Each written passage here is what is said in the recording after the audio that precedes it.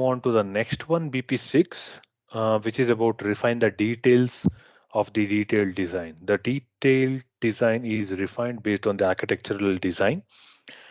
Again, mostly we are referring to the cybersecurity part. Now, maybe a question to the panel. Let's imagine I'm, you know, refining my detailed design, and I'm also considering all the security aspects coming from the top level, from the maybe software architecture. Yeah. More often, we have had some scenarios in the project where I had a project where, okay, I can say, okay, these modules are non-security critical, these are security critical. But I also had some modules where some parts in the modules are non-security critical, maybe some functions are security critical. This was also the case in some projects.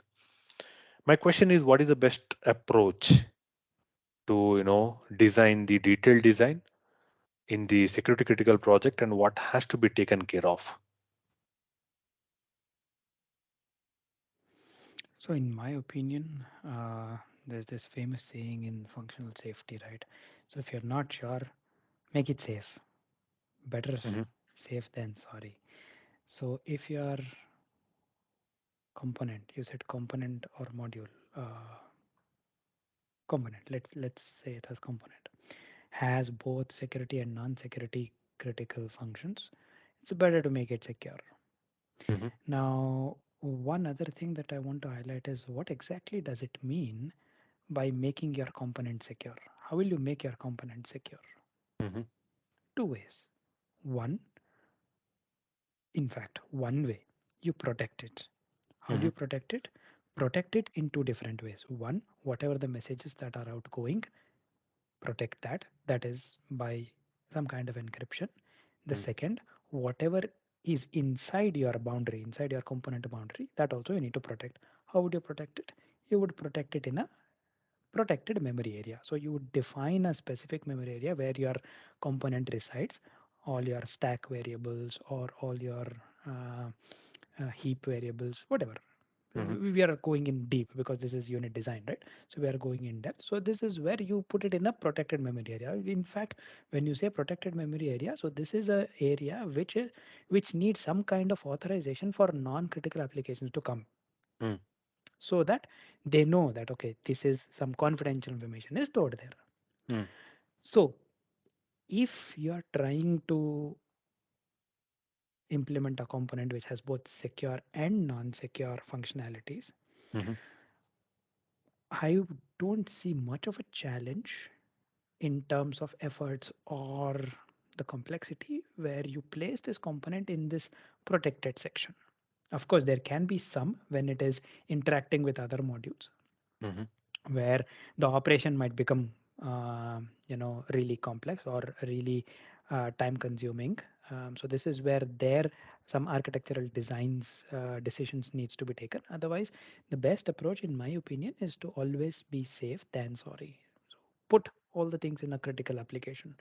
Probably Ronak, do you have a lot of experience in designing these things, right? So what is your opinion?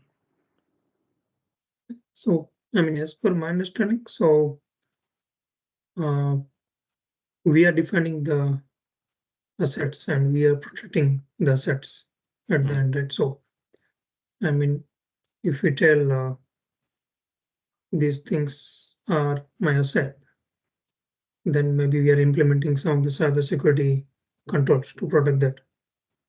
Hmm.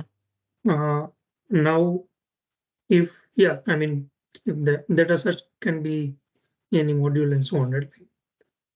Then and then I just have to say, or I just have to find out how can I protect that set, Hmm. and then implement relevant control for that. I don't think it matters if that asset in one component or that asset is together with other non-security relevant things in some of the components. Hmm. That's my understand. Hmm.